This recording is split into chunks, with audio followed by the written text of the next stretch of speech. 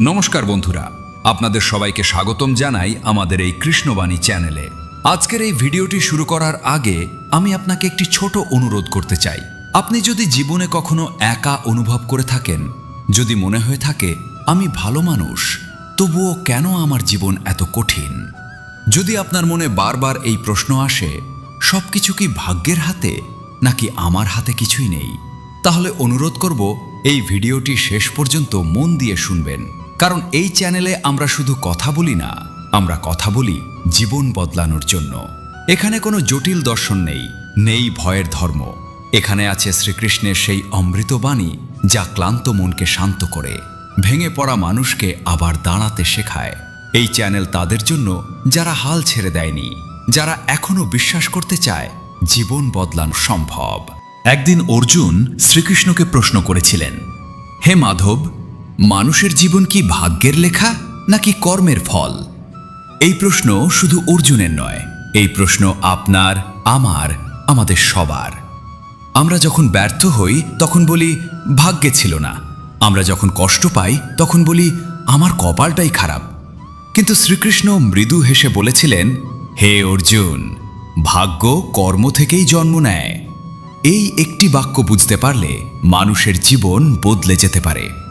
শ্রীকৃষ্ণ কখনো বলেননি সবকিছু তোমার নিয়ন্ত্রণে, আবার কখনো বলেননি তুমি অসহায়। তিনি বলেছেন, তুমি যেমন কর্ম করো ভাগ্য তেমন পথ তৈরি করে। আজ তুমি যে অবস্থায় দাঁড়িয়ে আছো তা হয়তো গতকালের কর্ম, কিন্তু আগামীকাল আজকের কর্মেই তৈরি হচ্ছে। অনেক মানুষ বলে আমি চেষ্টা করি তবুও কিছু হয় না, কিন্তু শ্রীকৃষ্ণ বলেন চেষ্টা আর সঠিক কর্ম এক নয়। অনেক সময় আমরা কর্ম করি কিন্তু ভয়ে ভরা মনে, লাভের আশায়, ফলের লোভে।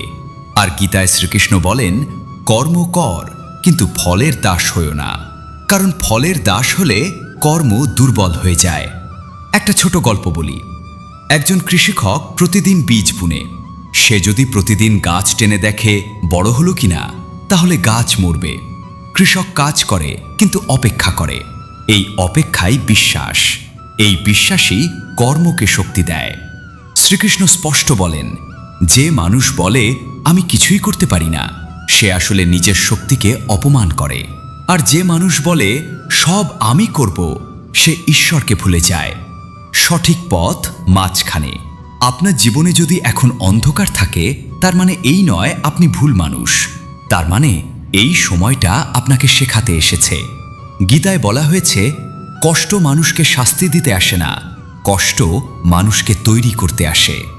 আজ আপনি যদি এই ভিডিও শুনে একটি কাজ শুরু করেন, নিজের দোষ অন্যের ঘাড়ে চাপাবেন না, নিজের কর্মকে হালকা ভাববেন না, ছোট ভালো কাজকেও অবহেলা করবেন না, তাহলেই ধীরে ধীরে ভাগ্য বদলাবে। কারণ ভাগ্য কোনো জাদু নয়, ভাগ্য হলো নিয়মিত কর্মের ছায়া। শ্রীকৃষ্ণ কখনো বলেননি তুমি আজই সফল হবে। তিনি বলেছেন, তুমি সঠিক পথে থাকলে সফলতা আসবেই। দেরিতে আসতে পারে, কিন্তু ভুল পথে যাবে না। আজ যদি আপনার চোখে জল থাকে, শ্রীকৃষ্ণ তা দেখছেন। আজ যদি আপনার মন ভেঙে যায়, তিনি তা বুঝছেন। কিন্তু তিনি অপেক্ষা করছেন আপনি নিজের শক্তিকে চিনবেন কবে। এই ভিডিওটি যদি আপনার মনে একটু শান্তি এনে দেয়, একটু সাহস দেয়, তাহলে এই চ্যানেলের উদ্দেশ্য সফল। ভিডিওটি ভালো লাগলে মন থেকে একটি লাইক দিন, আর এমন আরও কৃষ্ণবাণী পেতে চ্যানেলটি সাবস্ক্রাইব করে রাখুন। কারণ মনে রাখবেন, শ্রীকৃষ্ণ বলেন আপনার ভাগ্য আপনার হাতে, আর সেই হাতটি আজই নড়তে শুরু করেছে। রাধে রাধে।